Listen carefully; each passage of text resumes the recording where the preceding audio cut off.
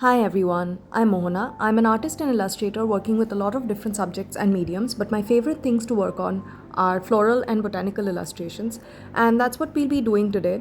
Now, in the meantime, if you'd like to find me on Instagram, Facebook, and other social media, you can find me at Art of Misanthropy. And for more such tutorials, you can follow this channel or find me at mohana.b on my own channel on YouTube. Now, let's get into today's tutorial. Because paper matters to me, I will be using this sketchbook from Ayush paper. It has this lovely texture and it's their 100% cotton watercolor paper. As for other materials, you'll be needing watercolor paints and a couple of brushes. All material details will be listed in the description box below. I'm going to start by loading up the tip of my paintbrush with water and paint, and I'm going to start by creating a leaf shape right there, as you can see.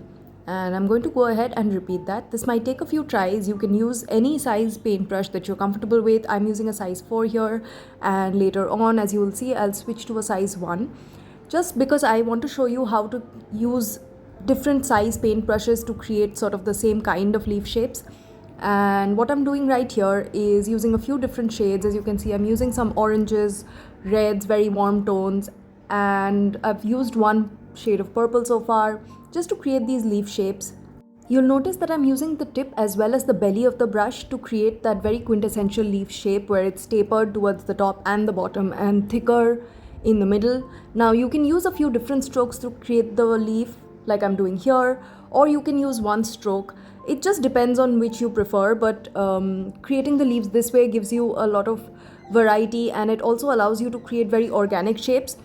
It does give you a little less control than a thinner brush, but I love that about this. As you can see, I've taken a darker shade of purple. This is a different shade from the one that I'd used before, and I'm creating another overlapping leaf on top of that. And now I'm taking a deep orange, almost a burnt orange. It looks almost red on camera, but it is a deep orange shade, which I'm using to create another leaf right behind this particular orange leaf. And I'm doing that to both the stems that I've created so far, just to start off with that repeat pattern.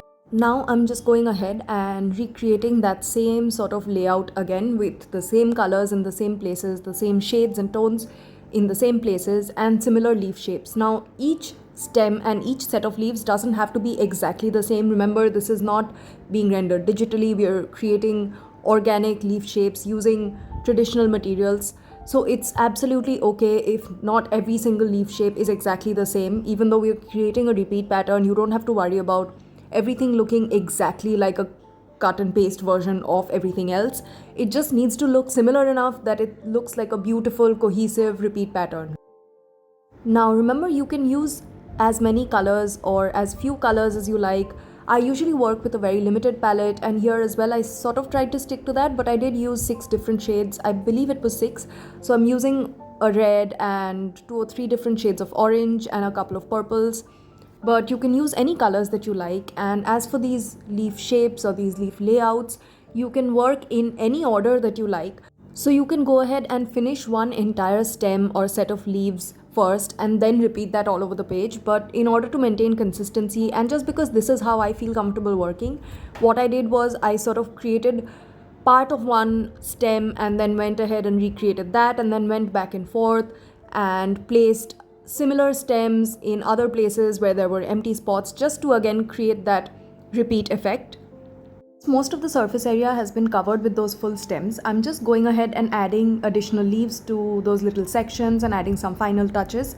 And I wanted to keep it simple, so I'm stopping here. But remember, you can add as many colors or different patterns and shapes as you like. And yeah, that's our finished piece. Don't forget to subscribe for more such tutorials, and see you guys next time. Bye.